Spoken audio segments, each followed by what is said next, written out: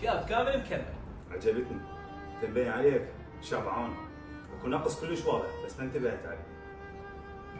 فلوس؟ عمي بنات الحلال بوايد. اعرف بس واقعنا كثيف. العالم صارت عايشه اونلاين. ما حد عايش بالواقع. دا تناقشني بموضوع انا كلش اضوج منه. انا اعتقد هذا الموضوع حساس. سريع. اسالك سؤال. انت من تدخل المطعم شو تسوي؟ شنو السؤال؟ يعني واحد داخل المطعم شو يسوي؟ غير ياكل؟ لا مو هذا قصدي. قبل ما تبدي تاكل شو تسوي؟ اصور لك. انا اعرف راح تزعل مني.